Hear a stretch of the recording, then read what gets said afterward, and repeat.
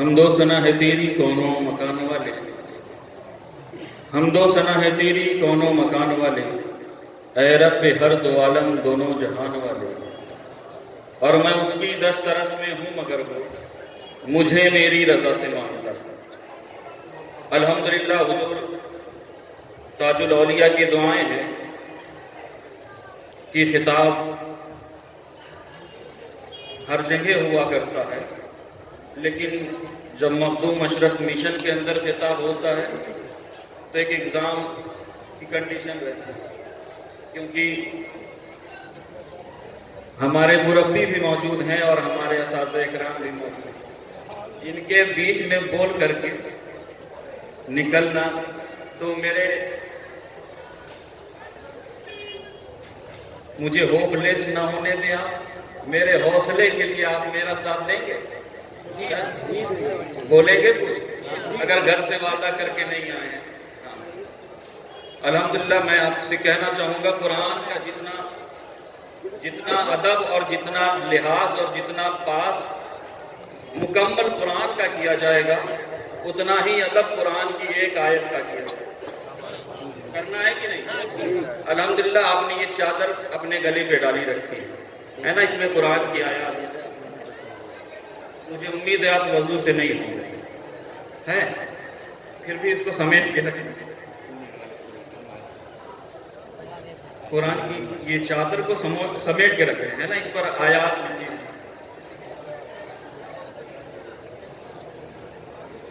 قرآن کے حوالے سے بات کروں گا، قرآن ہے کیا؟ بات میں اس سے کروں، قبل اس سے کہہ دوں کہ تھا کس کو یقین حلیمہ کی یہ گودی کا یقین، تھا کس کو یقین حلیمہ کی یہ گودی کا یتیم، عرش تک جائے گا معراج کا دولہا ہوگا، عرش تک جائے گا معراج کا دولہا ہوگا، اور شب اسرا انہیں ایک بار جگانے کے لیے، شب اسرا انہیں ایک بار جگانے کے لیے، ارے دل جبریل بھی سوجان سے لرزا ہوگا، دل جبریل بھی سوجان سے لرزا ہوگا، اور سوچتا ہوں وہ انگشت جب اٹھی ہوگی۔ وہ شق قمر کا واقعہ آپ علماء سے سن چکے ہیں، میں اس واقعے کی طرف آپ کو لے کر کے نہیں جانا چاہتا کہ تھا کس کو یقین حلیمہ کی یہ گودی کا یتیم، عرش تک جائے گا معراج کا دولہا ہوگا، اور شب اسرا انہیں ایک بار جگانے کے لیے، دل جبریل بھی سوجان سے لرزا ہوگا، اور سوچتا ہوں وہ انگشت جب اٹھی ہوگی، سوچتا ہوں وہ انگشت جب اٹھی ہوگی، ارے چاند بھی وجد میں کس حال میں تڑپا ہوگا، چاند بھی وجد میں کس حال میں تڑپا ہوگا۔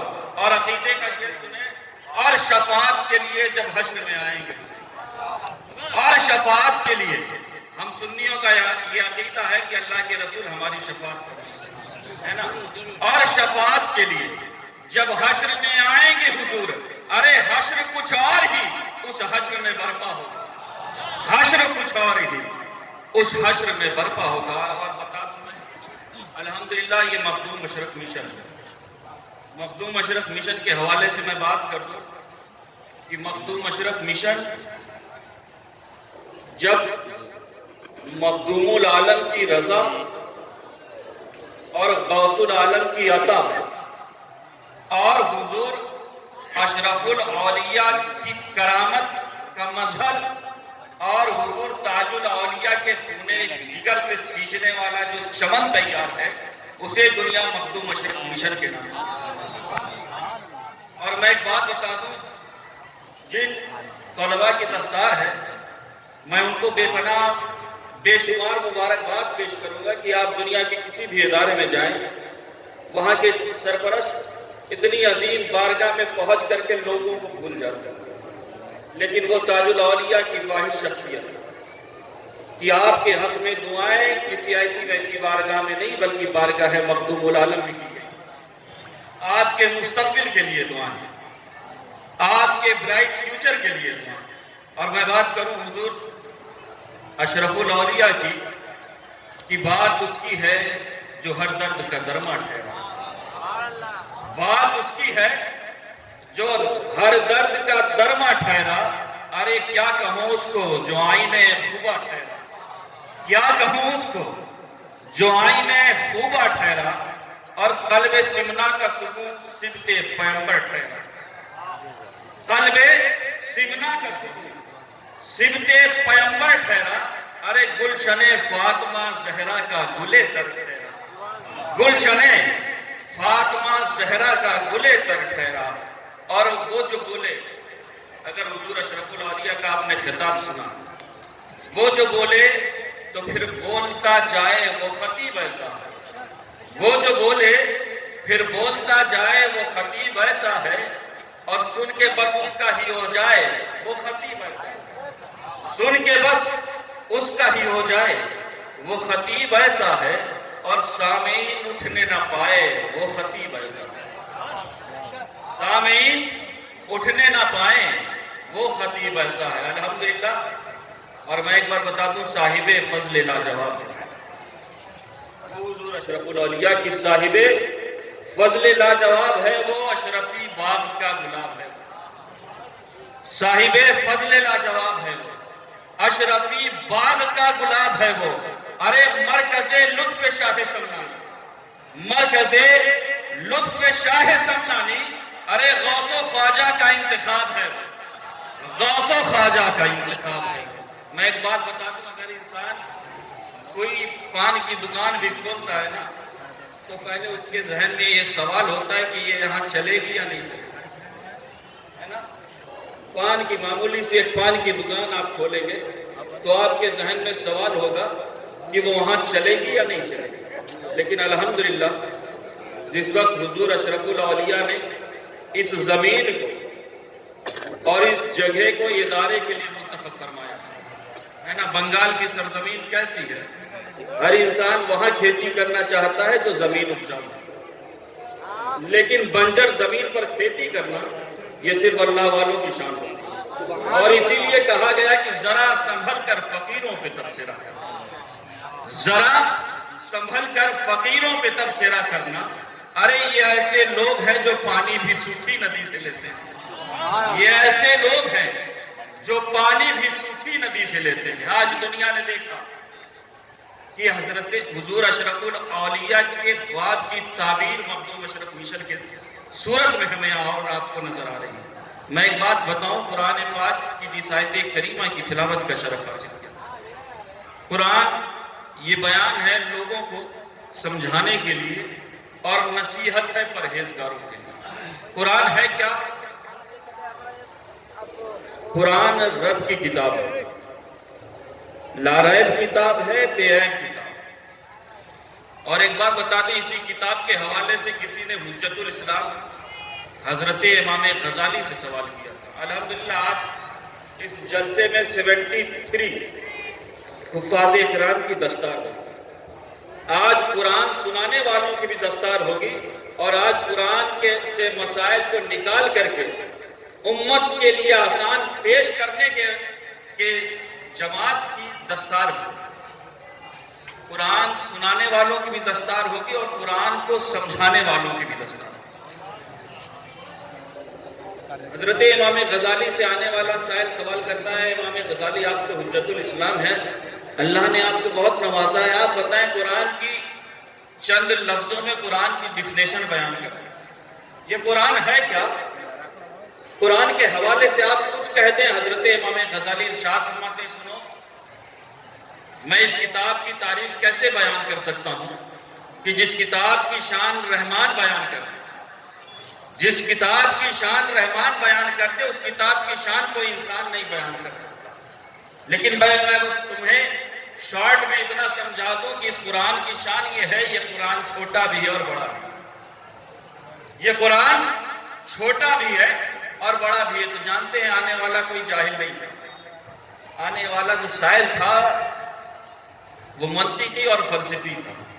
اس نے کہا حضور یہ میری بات سمجھ میں نہیں آتی، جہاں تک میری عقل کی رسائی ہے، جہاں تک میں نے پڑھا ہے، جہاں تک میری فکر کی پرواز ہے، وہ فکر یہ کہتی ہے کہ جو چیز چھوٹی ہوتی ہے وہ بڑی نہیں ہوتی، جو چیز بڑی ہوتی ہے وہ چھوٹی نہیں ہو سکتی۔ آپ نے ایک ہی وقت میں دونوں کو جمع کیسے کر لیا؟ اگر قرآن چھوٹا ہے تو وہ قرآن بڑا کیسے ہو گیا؟ حضرت امام غزالی جواب دیتے ہیں، سنو یہ حیرت کا مقام یہیں پر نہیں ہے، بلکہ قرآن مشکل بھی اور آسان ہے۔ قرآن مشکل بھی ہے اور آسان بھی ہے۔ اب تو سائل کے عقل کی حیرت کی اور انتہا نہ رہی۔ کہا حضور معاملہ ابھی تک الجھا ہوا تھا، آپ نے مزید الجھنوں میں اضافہ کر دیا۔ آپ نے ابھی دو ضدوں کو جمع کیا تھا، دو اپوزٹ کو جمع کیا تھا، دو ویرودھیوں کو ایک پلیٹ فارم پر جمع کیا تھا۔ آپ نے یہ کہا تھا قرآن چھوٹا ہے اور بڑا ہے، بات یہیں پر سلجھ نہیں رہی تھی، آپ نے مزید الجھنوں کو بڑھاوا دے دیا اور آپ نے کہہ دیا قرآن مشکل ہے اور آسان ہے۔ حالانکہ یہ کیسے ممکن ہو سکتا ہے؟ کیونکہ ہم جانتے ہیں، ہمارے منطق اور فلسفے نے جو ہمیں بتایا ہے کہ جو چیز آسان ہوتی ہے وہ مشکل نہیں ہو سکتی، جو مشکل ہو جائے وہ آسان نہیں ہو سکتی، جو چیز چھوٹی ہوتی ہے وہ بڑی نہیں ہو سکتی، جو چیز بڑی ہو وہ چھوٹی نہیں ہو سکتی۔ آخر یہ کیسے ممکن ہے؟ تو جانتے ہیں حضرت امام غزالی جواب دیتے ہیں، سنو قرآن اتنا چھوٹا ہے، قرآن اتنا چھوٹا ہے کہ ایک چھوٹے سے بچے کے ہاتھ میں آ جاتا ہے۔ قرآن اتنا چھوٹا ہے کہ ایک چھوٹے سے بچے کے ہاتھ میں آ جاتا ہے۔ اور سنو قرآن اتنا بڑا ہے، قرآن اتنا بڑا ہے کہ رب نے کائنات کے نظام کو اس کے اندر سمو کر کے رکھا۔ لاریب کتاب ہے، بے عیب کتاب ہے۔ اور سنو قرآن آسان اتنا، قرآن آسان اتنا ہے کہ ایک چھوٹا بچہ 2-3 سال کے عرصے میں اسے اپنے سینے میں محفوظ کرے۔ یہ قرآن اتنا آسان ہے کہ ایک چھوٹا بچہ 2-3 سال کے عرصے میں اسے اپنے سینے میں کمپیوٹر کی طرح محفوظ کر لیتا ہے۔ لیکن سنو قرآن اتنا مشکل ہے کہ بڑے سے بڑے مفکر، بڑے سے بڑے محدث، بڑے سے بڑے مصنف، بڑے سے بڑے مقرر، بڑے سے بڑے رائٹر، بڑے سے بڑے اسکالر قرآن کی آیات میں غوطہ لگاتے رہے اور موتی نکالتے رہے۔ ارے ان کے عقل کی تو انتہا ہو گئی، لیکن قرآن کی انتہا غیر ممکن، ناممکن ہے۔ لاریب کتاب ہے، بے عیب کتاب ہے۔ اور جانتے ہیں کسی کتاب کو جب آپ پڑھتے ہیں، پڑھنے کے بعد آپ نتیجہ نکالتے ہیں کہ مصنف اگر تصنیف ایسے لکھتا تو رزلٹ یہ ہوتا، مؤلف اگر تالیف اس طرح کرتا تو پھر میرا ذہن اس بات پر آتا اور نتیجہ ہم یہ نکالتے۔ لیکن دوستوں یہ کسی عابد کی کتاب نہیں ہے۔ رب فرماتا ہے اس کتاب کو بعد میں پڑھنا، پہلے عقیدہ بنا لو، ذالک الکتاب لا ریب۔ لاریب کتاب ہے، بے عیب کتاب ہے۔ اور اسی کتاب کی تعلیم کو شروع کرنے کے لیے اور بنگال نہیں بلکہ پوری دنیا کے گوشے گوشے میں پہنچانے کی کوششیں حضور تاج الاولیاء کرتے ہیں۔ الحمدللہ آج کے اس مبارک موقع پر دستار بندی کے آپ اپنی آنکھوں سے دیکھیں گے۔ میں بات کر رہا تھا، میری تقریر کچھ اور تھی، لیکن میں نے جب اپنے مشفق استاد شیخ الحدیث حضرت علامہ مولانا مفتی عبد الودود صاحب قبلہ مدظ اللہ العالی کی تقریر سنی تو میں نے کہا کہ میں بھی اسی ٹاپک پر کچھ باتیں کر دوں۔ قرآن کے بعد میں نے اللہ کے رسول کی جو حدیث بیان کی ہے، اللہ کونین کے والی ارشاد فرماتے ہیں کن عالماً او متعلماً او مستمعاً او محباً، بن سکو تو مصطفیٰ کی شریعت کے عالم بنو۔ کیا بنو؟ بولیں گے آپ؟ مصطفیٰ کی شریعت کے عالم بنو۔ آج بڑی بڑی فیملی ہے، لیکن حالت یہ ہے کہ نماز جنازہ اگر پڑھانا پڑ جائے تو باپ کی ساری پراپرٹی تو اپنے نام لکھ لیں گے، لیکن باپ کی بخشش کی دعائیں کرنے کا سلیقہ نہیں ہوتا۔ میری باتیں لگیں گی، میں چاہتا ہوں لگ جائے۔ پھر ہم گلی کوچوں میں تلاشتے ہیں کاش کوئی حافظ صاحب مل جائے، کاش کوئی امام صاحب مل جائے جو ہمارے والد کی دعائیں مغفرت پڑھ سکے، جو ہمارے والد صاحب کے لیے دعائیں مغفرت کر سکے۔ حالانکہ ان کی بنگلہ گاڑی پراپرٹی ہم سب اپنے وصیت نامے میں لکھوا دیتے ہیں۔ آقا ارشاد فرماتے ہیں بن سکو تو مصطفیٰ کی شریعت کے عالم بنو، اور اگر عالم نہ بن سکو او متعلم۔ آج ہماری حالت کیا ہے؟ ہم نے ایک ماحول کیسا کریٹ کیا ہے؟ ہمارے ہاں ابھی بچہ اگر ماں کے پیٹ میں ہے، لیکن ہم پلاننگ بنا رہے ہیں کہ جب یہ پیدا ہوگا تو ہم اسے کسی کرسچن مشنری کے اسکول میں بھیجیں گے، ہم اسے آکسفورڈ کا سلیبس پڑھائیں گے، ہم یہ پڑھائیں گے وہ پڑھائیں گے۔ ابھی بچہ وجود میں نہیں آیا لیکن اس کے تعلق سے ہم نے پلاننگ بنا دیا. ہم یہ نہیں کہتے ڈاکٹر اور انجینئر بناؤ، یقیناً بناؤ. ہماری قوم کو ضرورت ہے کہ ہماری قوم کے بچے ڈاکٹر اور انجینئر بھی بنیں، لیکن ساتھ ہی ساتھ مصطفیٰ کی شریعت کی جاننے والے، قرآن پڑھنے اور قرآن پڑھانے والے بنیں. اور جانتے ہیں حالت کیا ہے اگر بچہ سالم الوجود پیدا ہوا، اگر کامل الاعضاء پیدا ہوا تو جانتے ہیں پھر مشنری کے اسکول میں جائے گا، پھر کسی کرسچن مشنری کے اسکول میں جائے گا. اور اگر نابینا پیدا ہو جائے، اگر معذور پیدا ہو جائے تو پھر ہم نے نتیجہ نکالتے ہیں ایسا کرو کسی مدرسے میں. اب پھر اسے حافظ جی بنا دو. سوچو، اپنے دل پر ہاتھ رکھ کر کے سوچو. ہمارے صحت مند بچے کرسچن اسکولوں میں جائیں. آج مکین گنبد خضرا آواز دے رہے ہیں، ارے نادان 14 صدیاں گزرنے کے بعد 14 صدیاں گزرنے کے بعد بھی آج مصطفیٰ کی رحمت تمہیں سہارا دے رہی ہے. آج بھی تمہارے نابینوں کو اگر سہارا دے رہا ہے تو وہ مصطفیٰ کا گھر دے رہا ہے، مدرسے کی شکل میں دے رہا ہے. اور آقا ارشاد فرماتے سنو، بن سکو تو مصطفیٰ کی شریعت کی عالم بنو، اور اگر عالم نہ بن سکو آؤ متعلم. حضرت امام راضی فرماتے ہیں کہ ایک شخص اللہ کے رسول کی بارگاہ میں حاضر تھا. نوجوان ہے، محبت بھری باتیں چل رہی ہیں. حضرت جبریل امین آگے آ کر کے عرض کرتے ہیں، مکین گنبد خضرا، یہ جو جوان بیٹھا ہوا ہے نا، یہ جو جوان بیٹھا ہوا ہے اس کی موت ہونے والی ہے، اس کی روح قبض ہونے والی ہے، اس کی زندگی کی چند ساتھ بچی. اللہ کے رسول کی آنکھوں میں اشک آ گئے. آقا ارشاد فرماتے ہیں اس جوان کی طرف مخاطب ہو کر کے، اے جوان، اب جو کچھ کرنا ہے نا، اب جو کچھ کرنا ہے کر لو. کیوں؟ ورز کرتا حضور کیا بات ہے، ابھی تک تو محبت بھری باتیں چل رہی تھی، آپ کی آنکھوں میں اشک آ گئے، آپ آخر ماجرا کیا ہے؟ آقا ارشاد فرماتے ہیں نوجوان، اب تمہاری زندگی کے چند سال، تمہاری روح قبض ہونے والی. وہ جوان جو دور بیٹھا تھا اللہ کے رسول کے پائے مقدس کو پکڑ کر کے رو کر کے عرض کرتا ہے، مدینے کے تاجدار، میں نے ساری زندگی آپ کے قدموں میں گزاری، میں نے ساری زندگی آپ کے قدموں میں گزاری. اب آخر میں ماں سے پوچھنے جاؤں کہ مجھے کیا کرنا ہے، اب میں باپ سے پوچھوں کہ مجھے کیا کرنا ہے.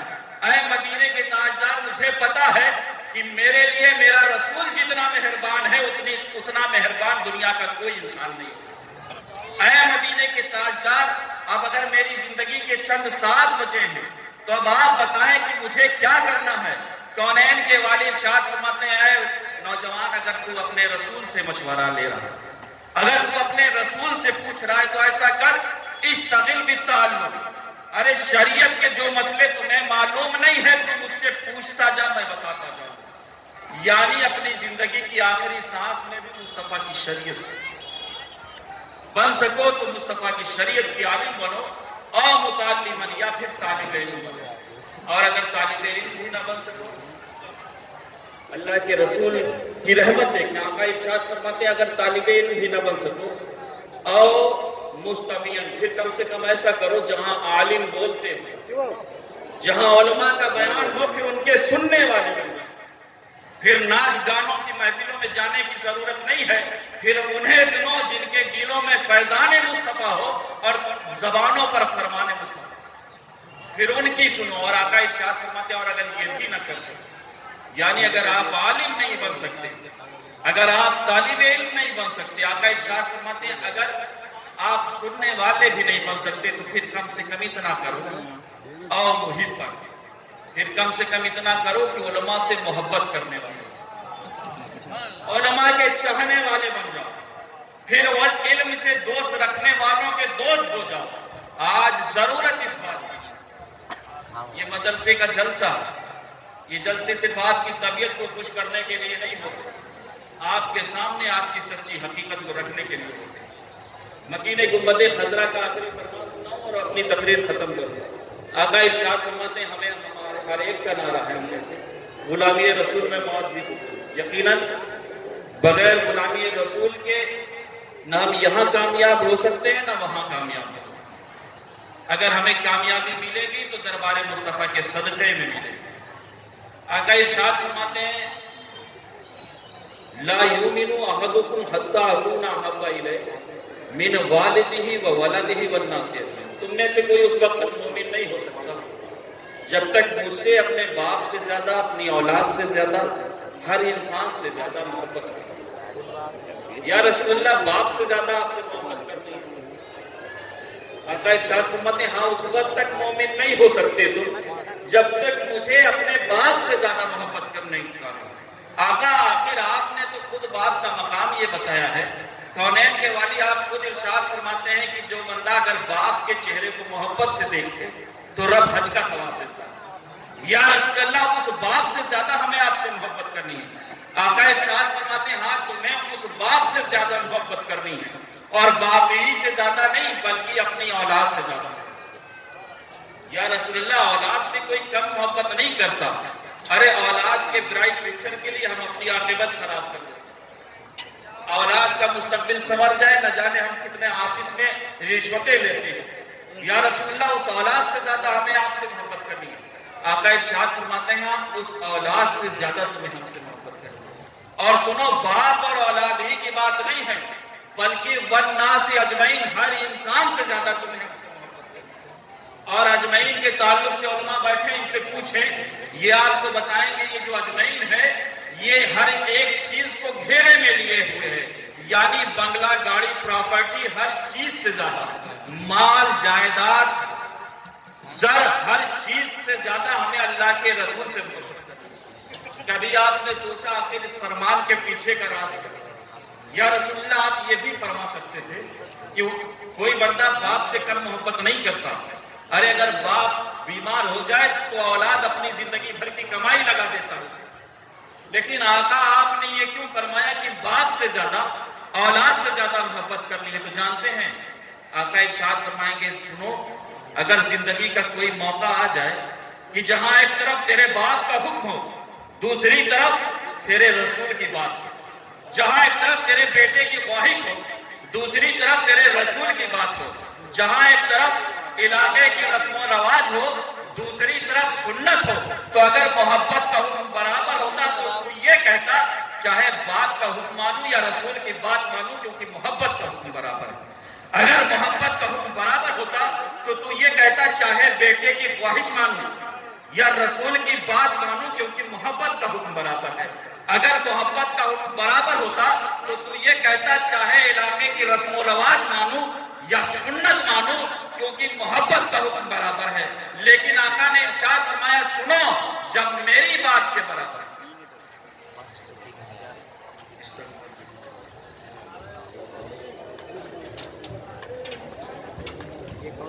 نعرہ تکبیر، نعرہ رسالت، نعرہ رسالت۔ شہزادہ مخدوم سمنا، شہزادہ مخدوم سمنا، فیضان حضور اشرف الاولیاء، سرکار تاج الاولیاء، نعرہ تکبیر، نعرہ رسالت۔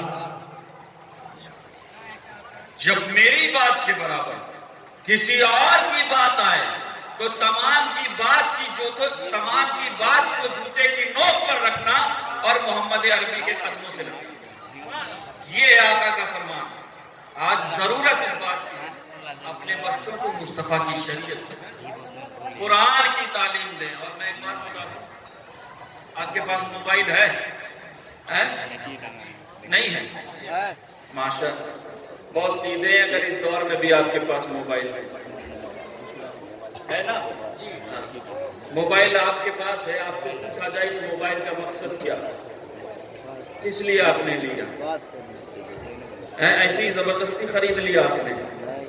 نہیں، اس موبائل کو اگر آپ نے لیا ہے تو یہ بتائیں کیا اس موبائل میں آپ کے پاس ٹارچ ہے؟ اس موبائل میں ہے نا ٹارچ؟ موبائل میں ٹارچ ہوتی ہے یقیناً، چاہے جتنا سستا موبائل ہو یا جتنا مہنگا ہو، ہر موبائل میں ایک ایپ رہتا ہے جو ٹارچ کا کام کرتا ہے نا؟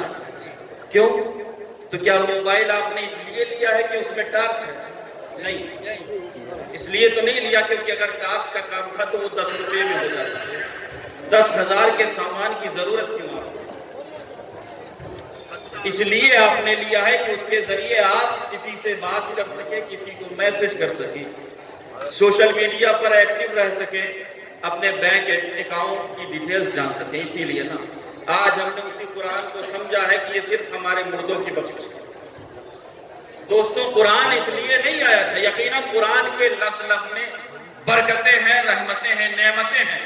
میں ان برکتوں اور رحمتوں اور نعمتوں کا انکار نہیں کر رہا، لیکن قرآن سے پوچھو قرآن کو کس لیے نازل ہوا تھا، تو قرآن چیخ کر کے جواب دے گا قرآن ہماری ہدایت کے لیے، قرآن ہمیں زندگی گزارنے کا سلیقہ دینے کے لیے آیا، قرآن ہمیں طریقہ زندگی بتانے کے لیے آیا تھا، قرآن ہمیں سلیقہ زندگی دینے کے لیے آیا۔ لہٰذا ضرورت اس بات کی ہے کہ قرآن کی تعلیم سے وابستہ ہو جائے، کیونکہ یہ قوم وہی پھر ہے تباہی کا زمانہ، اسلام ہے پھر تیر حوادث کا نشانہ، اور مٹتے ہوئے اسلام کا پھر نام جلی ہو، لازم ہے کہ ہر شخص حسین ابن علی ہو، اور تو اسلاف کی اپنی تاثیر لے لے، زبانوں پہ نعرے تکبیر لے لے، اور خدا ہم کو شبیر سا حوصلہ دے کہ دی کے لیے گردن اپنی کٹا دے۔ استغفر اللہ ربی من کل ذنب و خطیئۃ۔